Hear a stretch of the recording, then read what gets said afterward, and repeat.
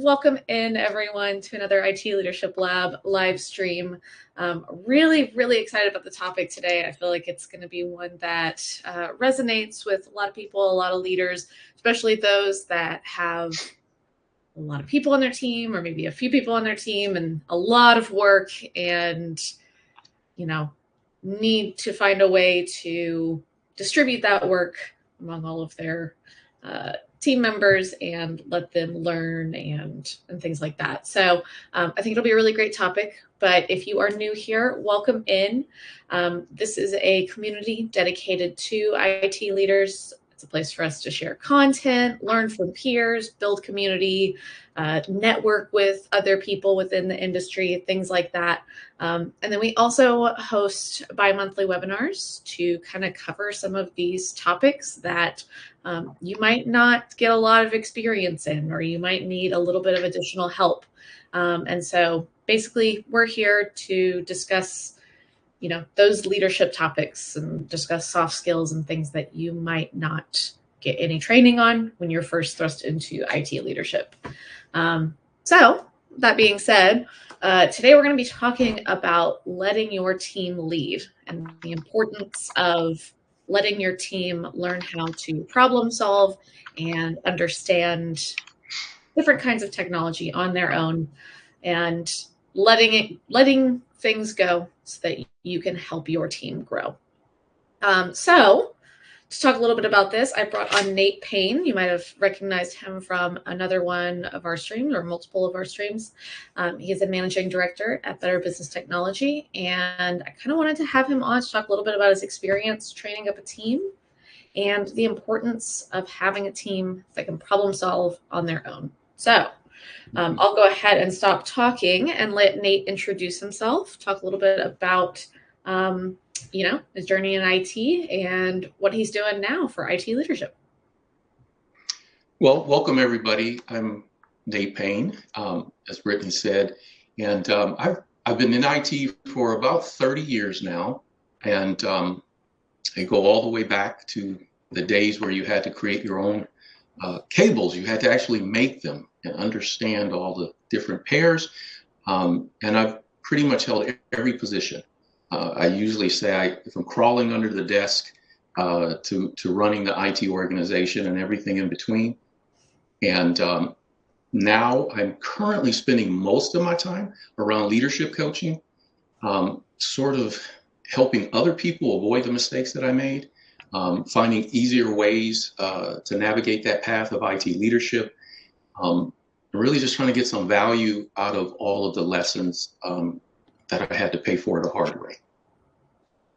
Yeah. And I think that it's really helpful to have you on as someone that's, actually done this work and actually had to kind of help build up a team and educate your team and things like that. So I think my first question before we get into kind of the process and letting your team learn how to lead and learn how to problem solve, why do you think it's important that IT leaders are able to let their team lead projects and let their team have that autonomy? Yeah, that's a good question. So it's important on your side as a leader, because you can't really do your job as a leader if you're still looking back, checking everybody else. I would think of it like a pilot on the plane. The pilot needs to focus on flying the plane and getting to the destination. What you don't want to see is the pilot walking up and down the aisles serving coffee or snacks, or looking back to make sure that's getting done. So my old mentor used to say aces in their places, and having your team trained and feeling confident is very important in that regard. The other side is important for your team, right? In terms of them feeling confident, engaged in what they're doing, having some type of autonomy and ownership over what they do. People like to feel that way. People tend to really get engaged and support things that they feel they're co-creating, right? When I feel I have a say-so in the direction and what's going on, I tend to buy in a little bit more. So from the employee standpoint, I think it's very uplifting for them. And then from the managers or leader standpoint, it's important for them just so they can have the freedom to do their job as well. Oh, yeah, absolutely. Um, why? What do you think that IT leaders usually struggle with the most whenever they're letting their team members lead and take on new projects and things like that? Okay, so my dad used to have this saying. He says, if you want something done right, do it yourself. Mhm. And that's a mentality that a lot of us take. Um, I'm just speaking for me. Of course, the other people in here, I know you guys have never done that. However, that was a real difficult thing for me just to let go. But there are ways that you can sort of build a system within your team to allow that to happen where the employees, your team feels comfortable, but then you also feel comfortable. Like I said, you don't want to be the pilot who's constantly looking back to make sure that everyone's doing what they're supposed to do. Mhm. Yeah, yeah. Uh, so I think that a big part of it is making errors and like you are afraid that your team is going to mess up and that's going to Yes, somehow reflect on you. I think that that's like, right. a huge thing because IT leaders take on, you know, the whole IT organization. If something goes wrong, it's usually on them. Yes. So, how would you recommend IT leaders build that kind of safe space for them to be able to learn new things and try new things without the fear of, like punishment or something Yeah. for that? So I'm a systems person. So everything is, if you build it into the system, it's going to happen automatically. With the system, there has to be a certain rhythm and consistency with what you do. And we'll kind of get into that later about how you might implement that. But the safety around it's kind of like I don't want to screw up, right? And of course, I don't want you to screw up, but Sure. um, I just remember I don't want to screw. I'm still like that. I don't want to screw up, right? Even with my clients, it's like I don't want to screw up. Um, but it's more than that. It's I don't want to sound stupid. I don't want to sound like I don't know what I'm talking about. Mhm. So part of that safe space that you create for your team is allowing and encouraging and rewarding curiosity, uh, rewarding suggestions, even if they're not, they don't turn out to be the solution. Mhm. Okay, but you want to encourage that. And so again, it's kind of like we were talking earlier offline about, it's like in nature, right? The things that you water and that you feed, those are the things that grow. So don't just encourage the person who gets the right answer or finds the solution. Encourage the person who was there taking shots at it as well. Right? Mhm. That I think that is extremely important.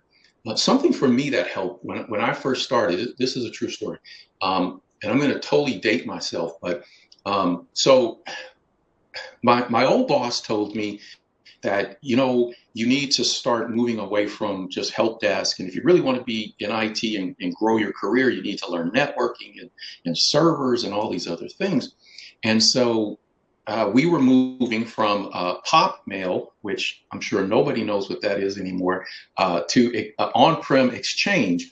Um, and he says, well, we're going to build a server together, which made me feel very confident, except that he went on vacation.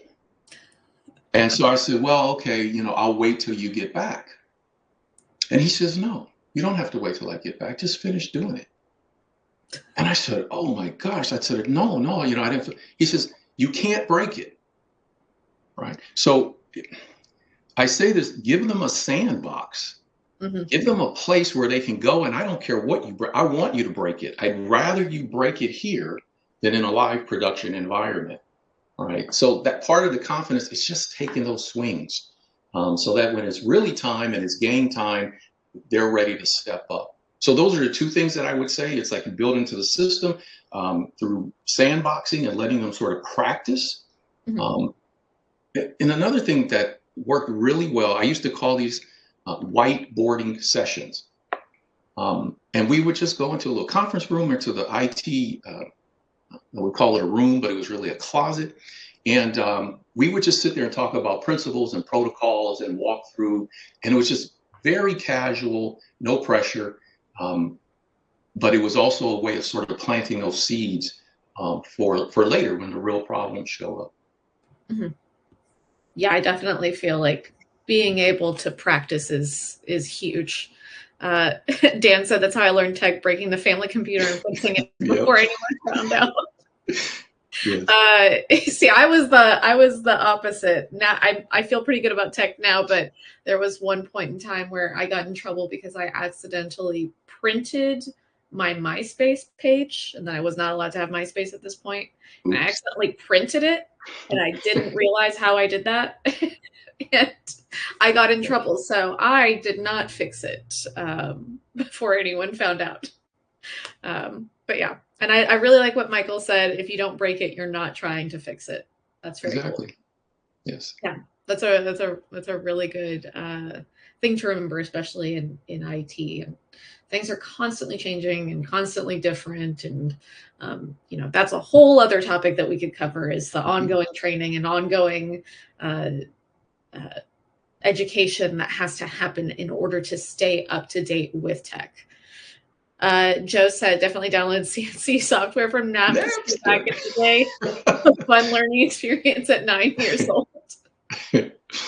Yeah, yeah. I was a LimeWire gal, and definitely probably it's a good thing I had a laptop at that time, so I didn't infect the family computer with something. Yes. Um, but definitely a good learning experience. Um, and then I wanted to talk to you, Nate, specifically about you had mentioned.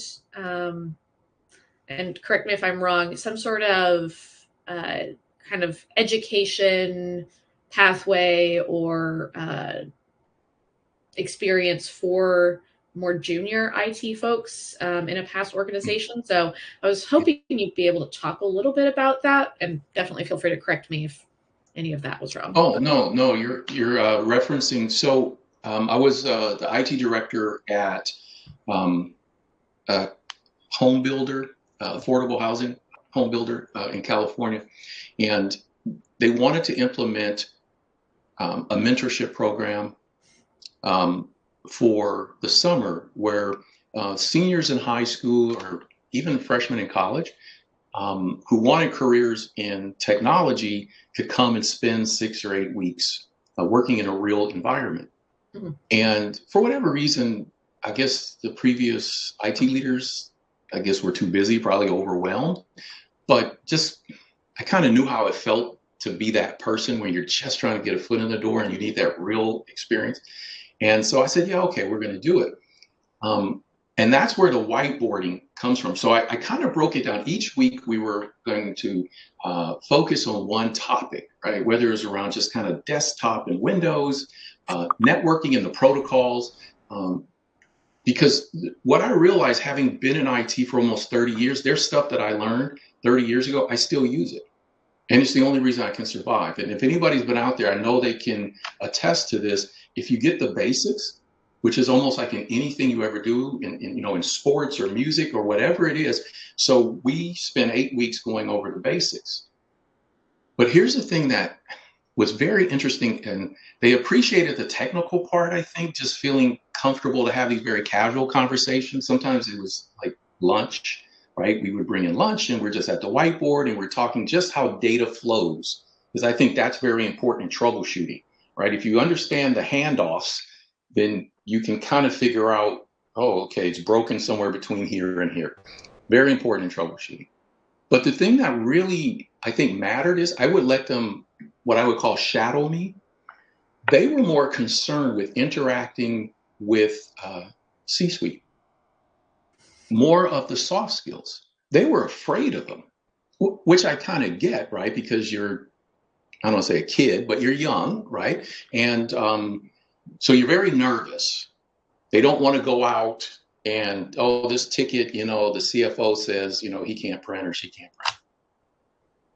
Well, I know they can fix it, but they don't want to go. And you can see the nervousness, right, in their face. So I think what was helpful is having them shadow and see that I didn't have all the answers. Mm-hmm. That there were times when I would interact with people and I would go, you know what? I don't know. I'll research it and I'll let you know and we'll get it fixed. Mm-hmm. And that was one of, I think, the biggest lesson, at least from the feedback after the session, was the confidence that I don't have to know all the answers. Yeah. And people don't expect, I didn't know that when I first started. No one told me that. So part of it, I think, is just having that one-on-one time where they can learn not just the technical stuff, because you can read that in a book, but I can have the freedom to ask questions and get a firm foundation. That's what I would recommend the most. The gift for anyone is to learn the basics and repeat those. Mm-hmm. Oh, absolutely.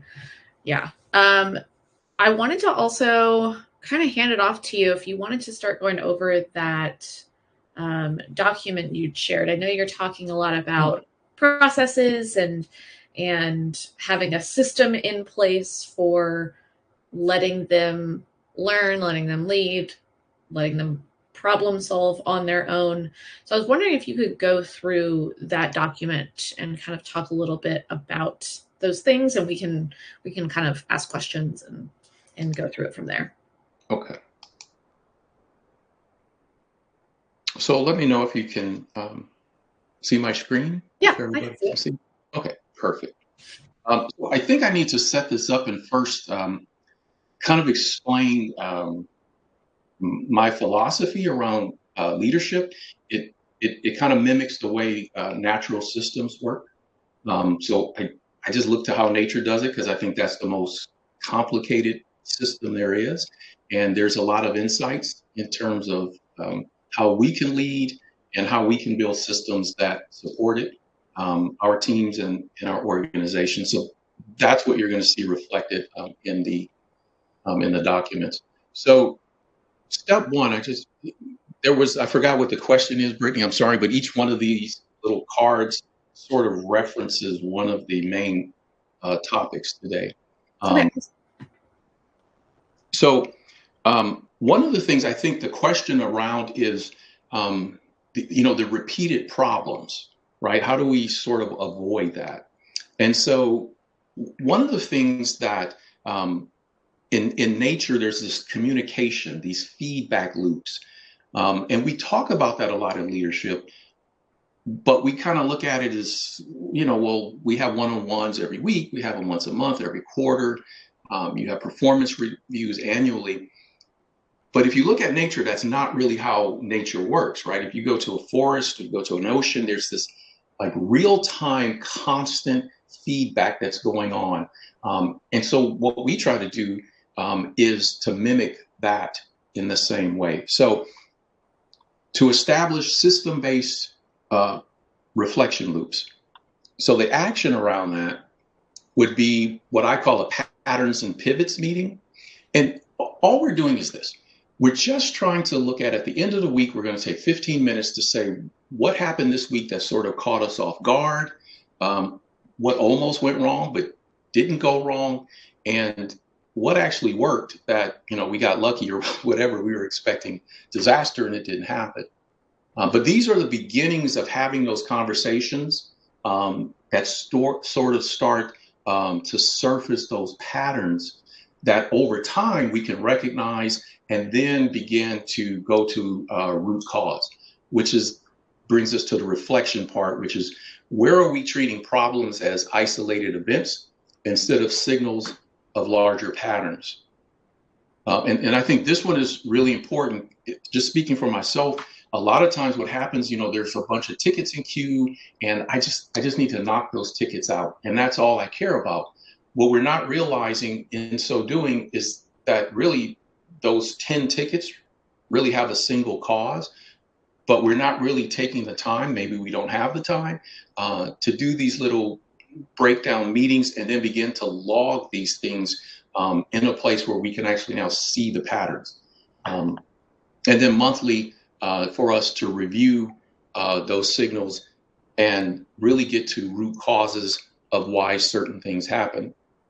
But if you're not having the conversations, if you don't have a rhythm where you're doing it all the time, if we're not documenting those, it's very difficult to recognize the patterns. And if you don't recognize the patterns, you'll never have a reason to look for the source of the problem.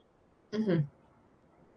Yeah, I think that's something that is covered in basically every single one of these streams, is that communication is kind of the biggest thing that you should make sure that you have on your team, is communicating with everyone on your team about what went right, what went wrong, Mm-hmm. what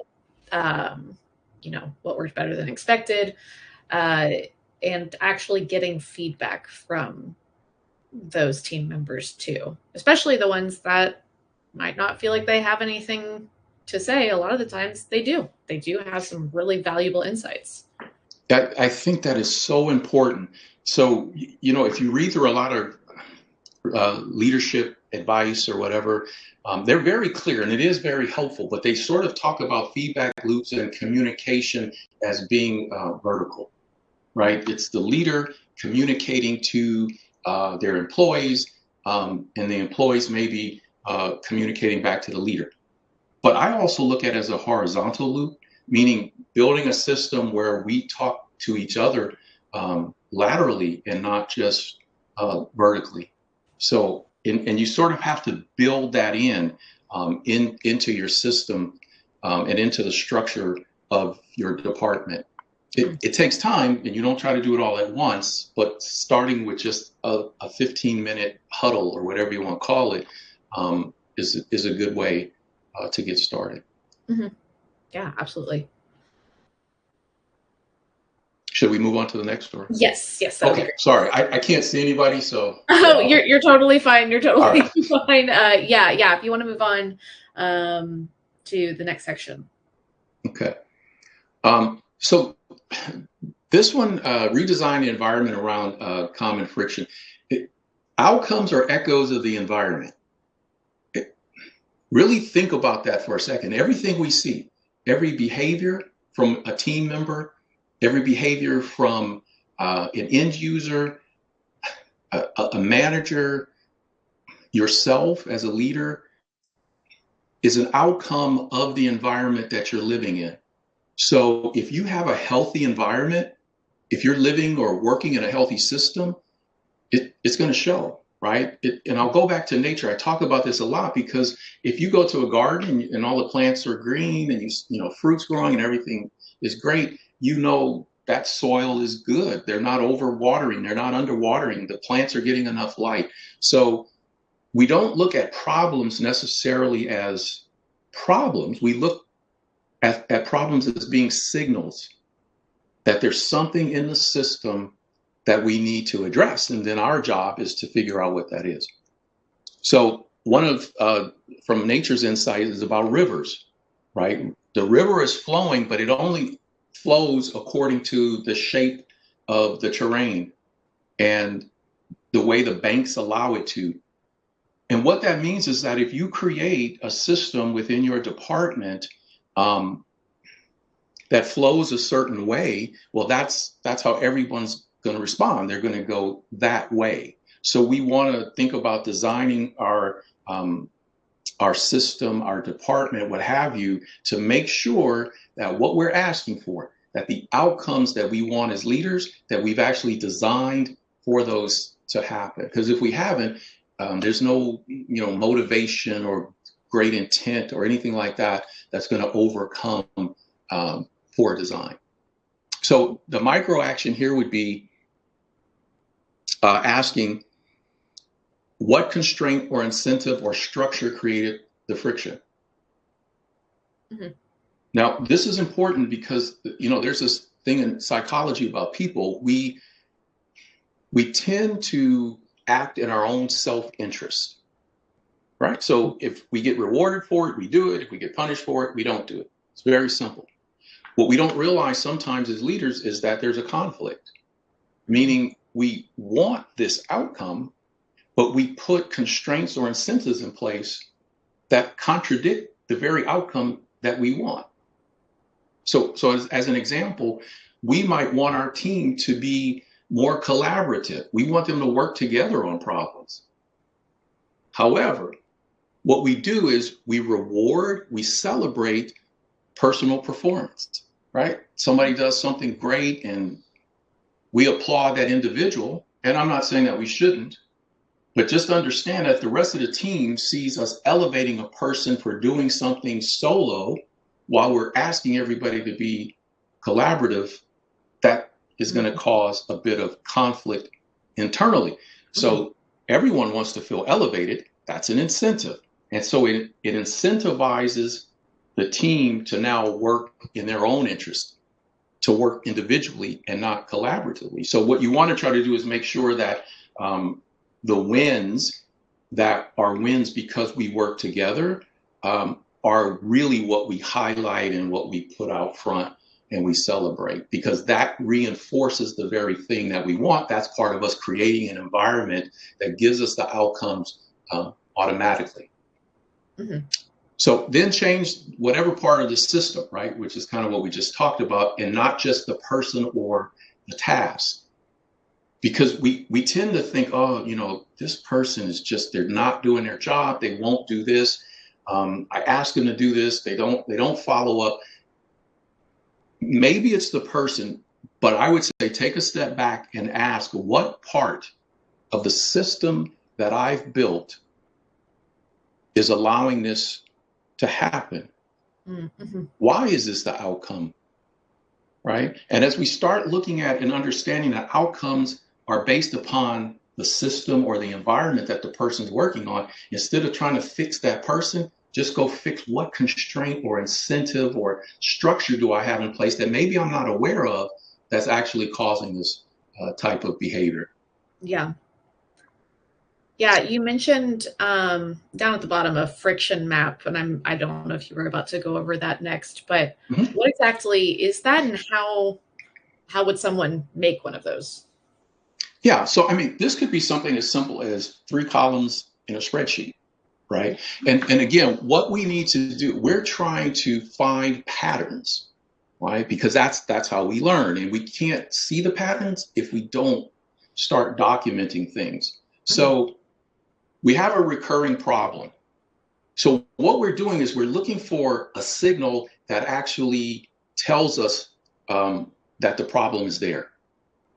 And then whatever that case is, when somebody presses this button, for me, it's Monday mornings. I don't know what it is, but I get all my calls on Monday. Somehow over the weekend, something goes on inside the system. I don't know what that is. So for me, it's Monday, which is not true, but that would be a signal. And what I mean is, it's almost like, think about that river again, look upstream, right? It's like, I know right here, right, the fish are dying right here, but the fish are dying right here because upstream, your neighbor, you know, up the way is, you know, poisoning the river or putting crap in the water. So you look for those signals, and for us, it's probably a ticketing system. Right? It's like this recurring type of problem or theme maybe around a problem. It could be feedback from end users. What are they always complaining about around, you know, your team or your response times or what have you? And so then once I've identified what those signals are, sort of those hot buttons, then I want to start looking at, okay, what are the conditions, right, that are creating this? And then what are some ways, this is back to our problem solving, that we can kind of tweak our system to fix this? And so let me give you a natural world example, and it'll make a lot of sense. A signal might be the plant, some of the leaves are starting to yellow. That would be a signal. Now I need to determine the conditions. It could be I gave it too much water. Maybe it doesn't have enough water. Maybe it's getting too much sun. Maybe it's not getting enough sun. Maybe I need to feed it. That would be the tweaks to the system. So a signal, and then once you recognize the signal, what conditions are causing this, which might take a little bit of experimentation, and then let's start making tweaks to the system. What we want to avoid is the patching, right? And I think under reflections is that what are we patching? Where are we patching outcomes instead of adjusting the terrain? What I'm saying, instead of pulling off the yellowing leaves, and so the plant looks better, why don't we just find out why the leaves are turning yellow in the first place? Mm-hmm. That's a great analogy. And as someone that kills a lot of plants, absolutely.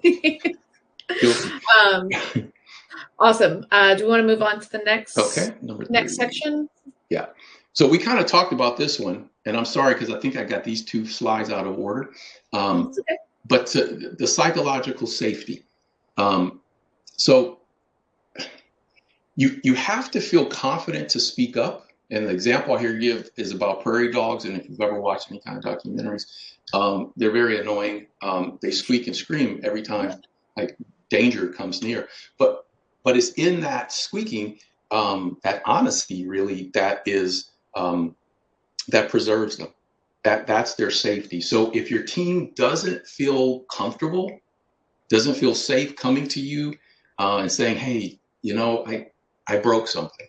Mm-hmm. I think I did something. I'm not sure about this." Um, it it really is a threat, right, to the entire group and the operation. So psychological safety is critical.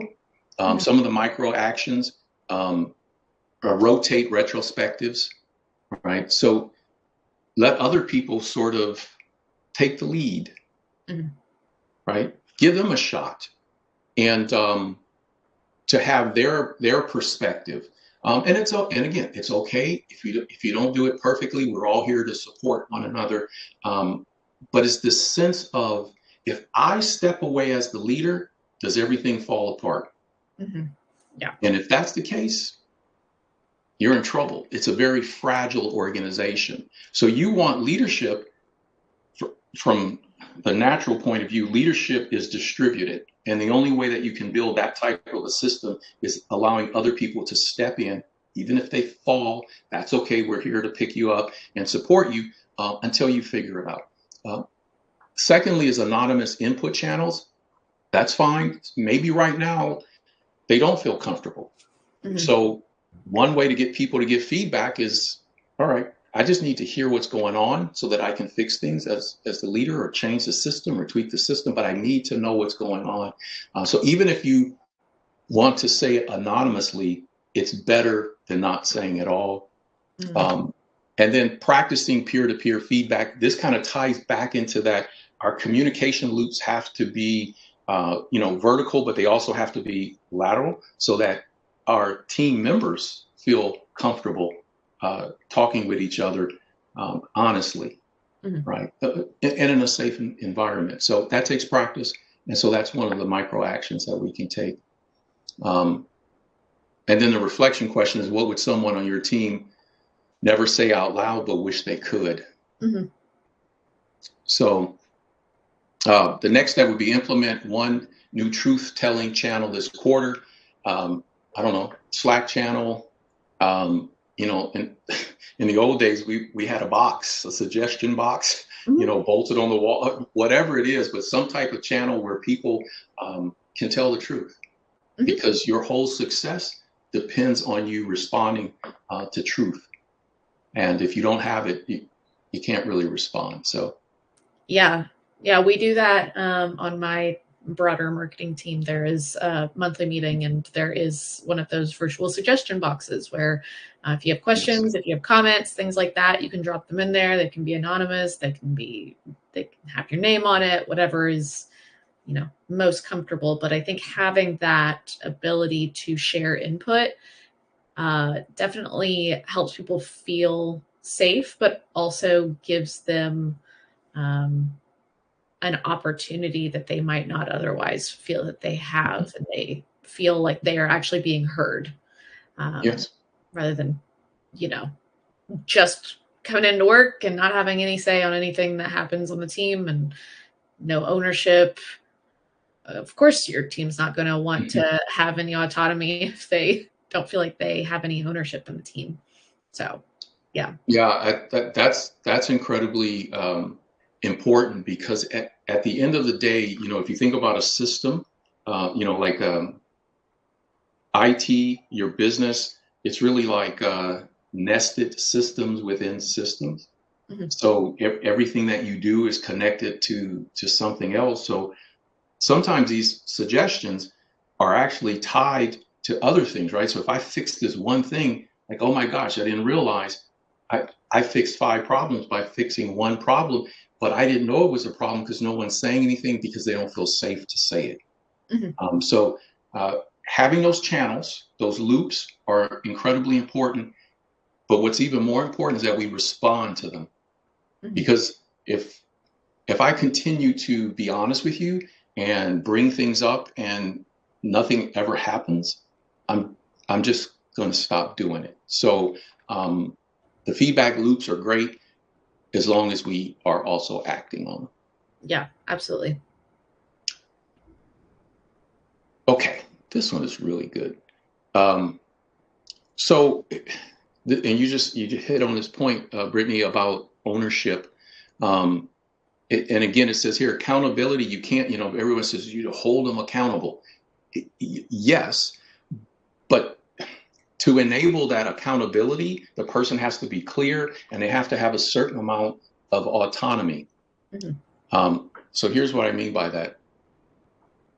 They have to understand not only the outcomes, right? So, hey, go do this, but they need to understand the parameters, what decisions that they can make on their own and what they control, right? Because otherwise, I have no confidence, Mhm. right? So if you tell me to go do something without giving me guardrails, then right, I'm kind of languishing out here. So you want clarity, and I want to feel a certain amount of autonomy um, that I know up to this point the decisions are yours. Do whatever you think is right. Mhm. Right. And then at what point do I turn and ask for support? You want to communicate that as well. So now what you've told the person is here's the project or, here's the job that I need you to do.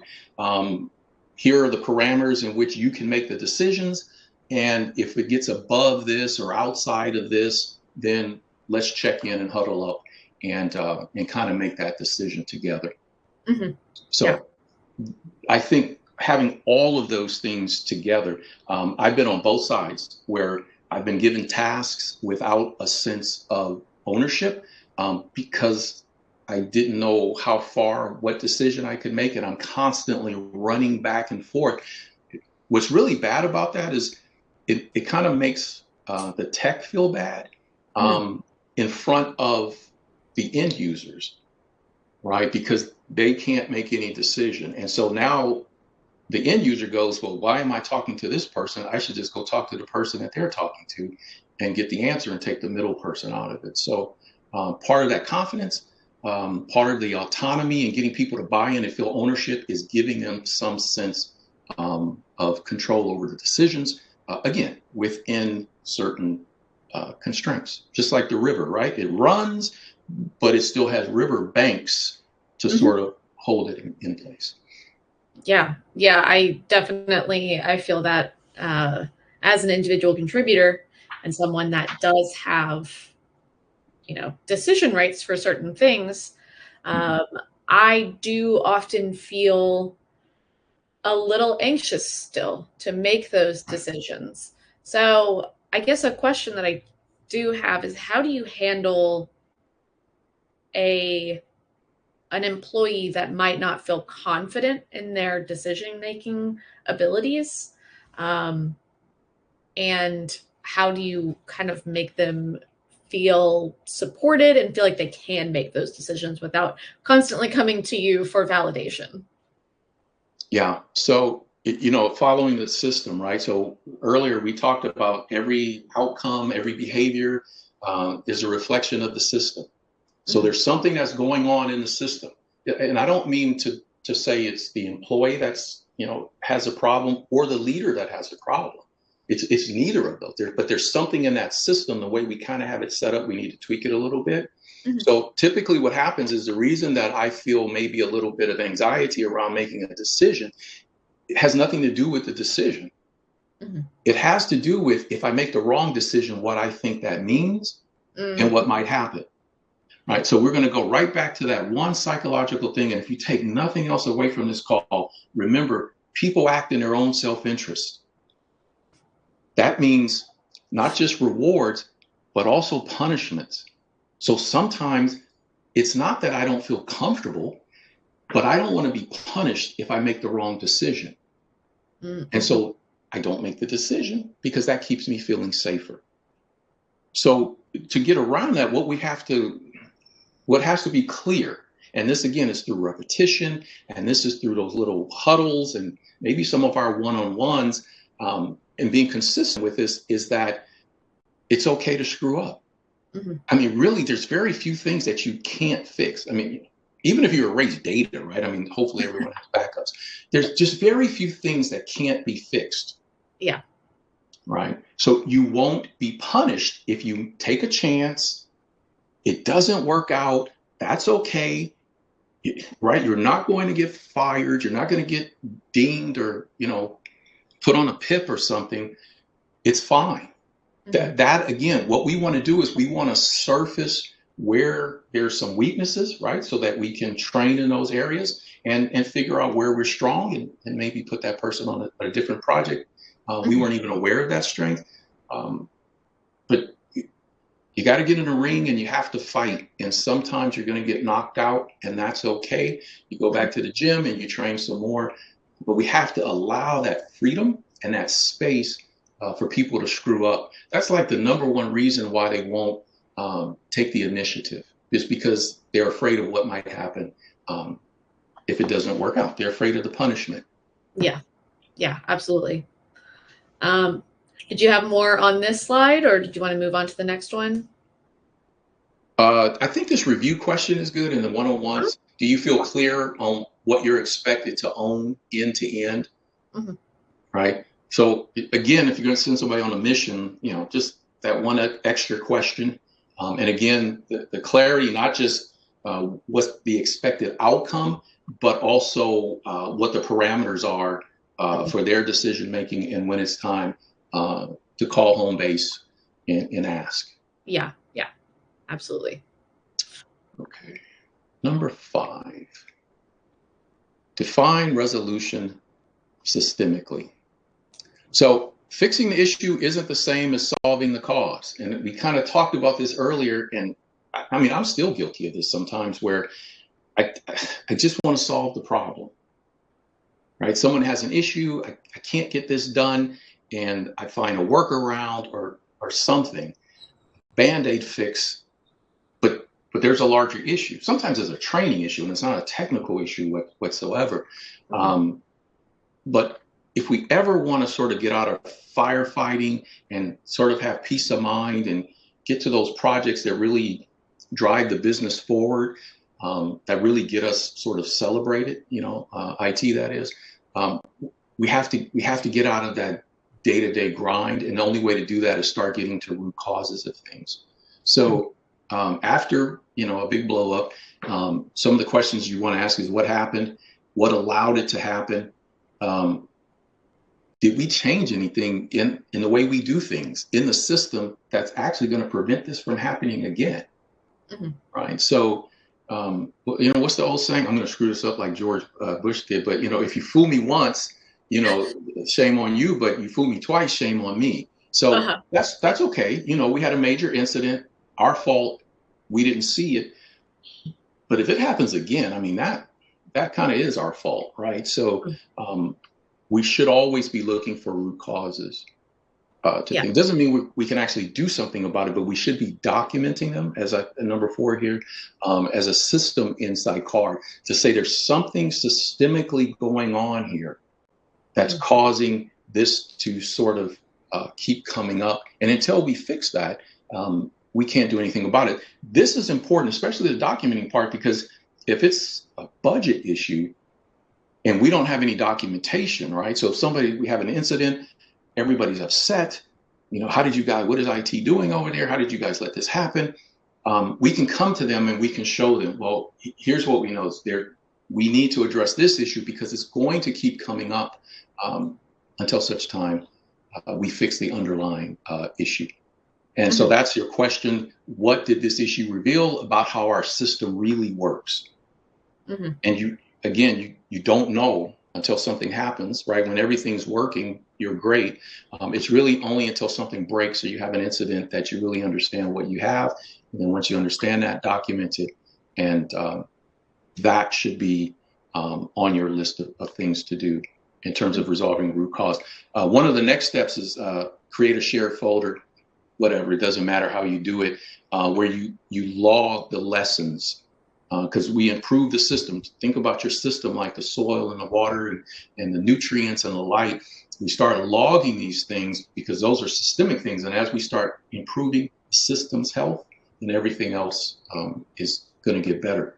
And the fix requests will also go down. Yeah, yeah. Okay, and then the last one was keep learning distributing. So, so I'll just share a true story here. It's like my first leadership role. There were two people reporting to me, and they were totally helpless. Okay, so anytime something happened, they would come to me. Why they didn't Google it, I don't know. But really, it was sort of like a dysfunction. I mean, in some ways, because our department couldn't be as good as we should have been because, well, they had to, I was the bottleneck, if you will. And that was my fault for not doing exactly what we're saying here, which is distributing the knowledge. And you have to do that through, sometimes you're in a rush, right? And I just want it fixed. It's an emergency. And we never really come back around to kind of communicating, as you said earlier, distributing the knowledge to say, what was the underlying issue? How did you resolve it? What were the steps, right? Was it a one-off, or was it something that really was in the system itself? That was that issue. So the reflection question is, what did we learn that others could use before they repeat our pain? This is literally, like between reps within IT, but then it's also within other departments, right? Because sometimes what you learn, it's not necessarily a technical issue, right? It could be an operational issue. And so we want to share that, right? Because again, just kind of keep in mind that neighbor of yours that's upstream, right? Who's causing these things to happen. So if you can go talk to that neighbor and explain to them how their action is affecting you downstream, that's really a good way of alleviating that pain point, which is in your next steps, which is create a rotating invite list, include cross-functional reps. So we did this in one of the places. In our IT meetings, we would actually invite a different department. Whether it was the construction department, the real estate department, finance or accounting, and they would sit in on our meeting and they would contribute. And it was sort of our way of letting them kind of see what was going on with us, and us also getting some ideas of some of their challenges and pain points as well. Something that, my old boss said, and I think I mentioned this a couple of weeks ago, is there are no IT problems, there's only business problems. And so when you see the world that way, that every problem is a business problem towards us helping whoever our customers are, right? Deliver our service, deliver our product. And how can we do that best? But we don't do that in a silo in IT. We do that with the cooperation through the relationships of the other departments as well. Yeah. IT touches every single part of the business. So making sure that you're aligned with them is really important. Yes. Yeah. So those were the 6 questions. I put some kind of like follow-up questions, later, some reflection questions regarding each subject. And then, if anyone finds this helpful and wants to have a copy of it, that would be great.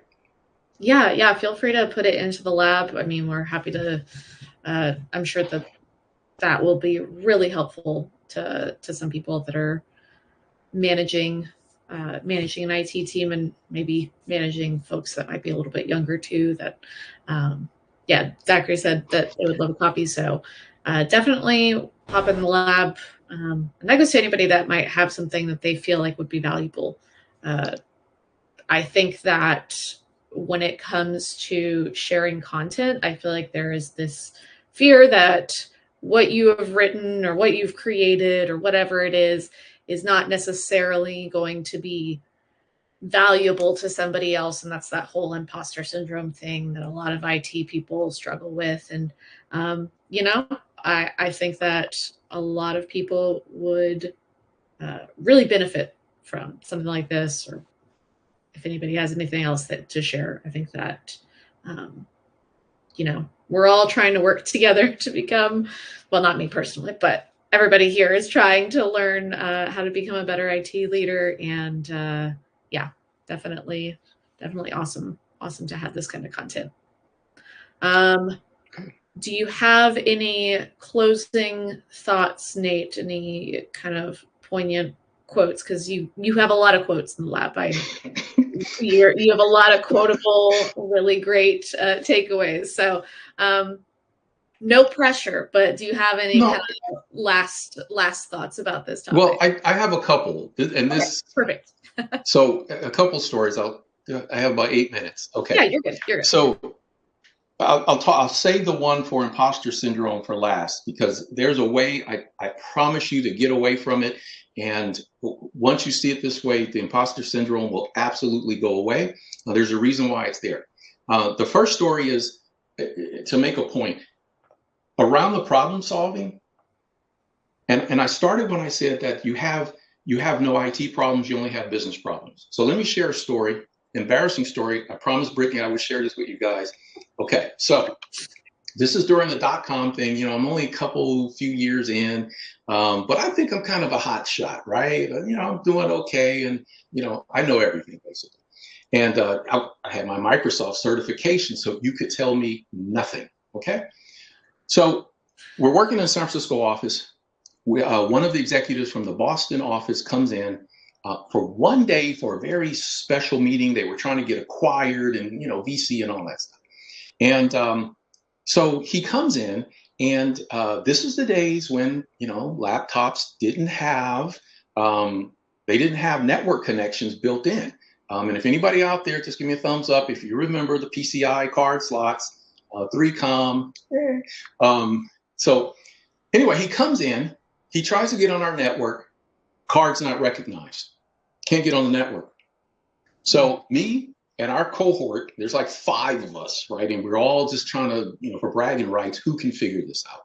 And so we're trying to reload drivers, we're doing all this stuff, and we just can't get it. He's like, da, da, da, da, I got to get on, only here for a day. My plane leaves at 6.